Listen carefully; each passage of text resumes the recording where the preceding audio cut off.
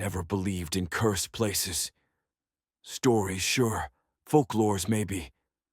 But a place that doesn't exist on Google Maps. That sounded like a Reddit creep thread at best. And yet, here I am, writing this with shaking hands.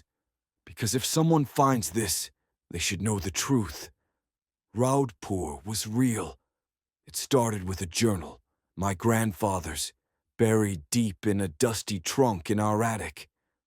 I was just cleaning out old stuff for the summer. I wasn't looking for secrets. But secrets, they find you when you're not looking. The journal was old, with brittle pages, ink faded like whispers. Most of it was mundane, until one entry caught my eye. Left Raudpur today. Should have never gone.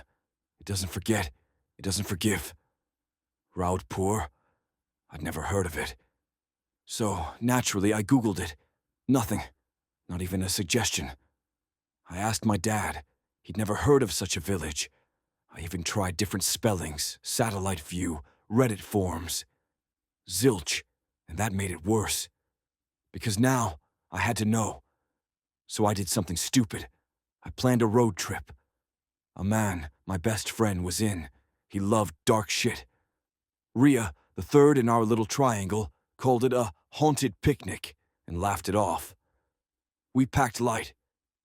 Just a weekend trip.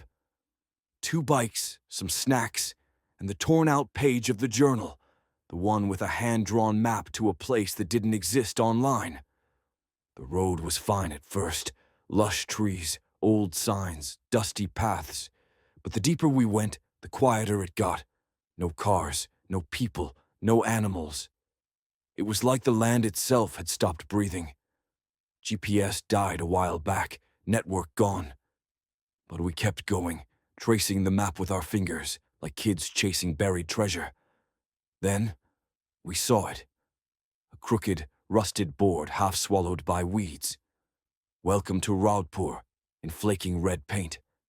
The houses were small, mud-walled, abandoned. The village had that burnt smell, not fire, but like something old that had died and never been buried. We should have left then. But we were curious, morbidly so. We found an empty house to stay in, one with a broken lock, a dusty mattress, and walls covered in faint charcoal markings. Symbols, circles, words in a script I didn't recognize. A man joked it was village Wi-Fi password. I didn't laugh. That night, we heard footsteps on the roof. Slow, heavy, dragging. But no one was there. Then the mirrors started acting weird. I'd glance in one and see Ria behind me, even if she was in the next room. A man looked into the bathroom mirror and screamed.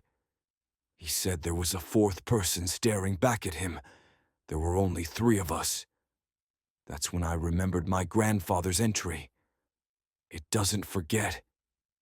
We tried leaving the next morning, packed up, got on the bikes.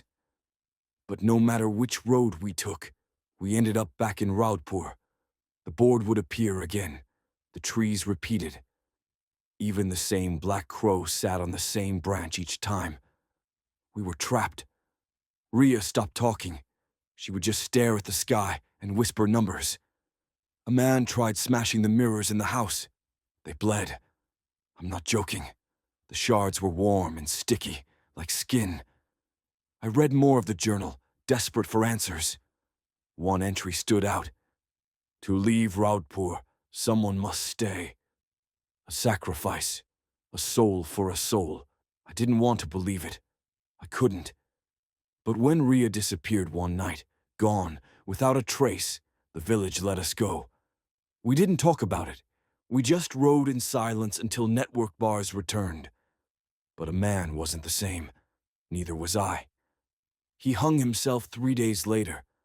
The mirror in his room shattered on its own. Me?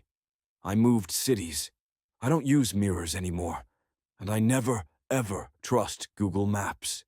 Because some places, some curses, aren't meant to be found. But they will find you if you look hard enough. If you look hard.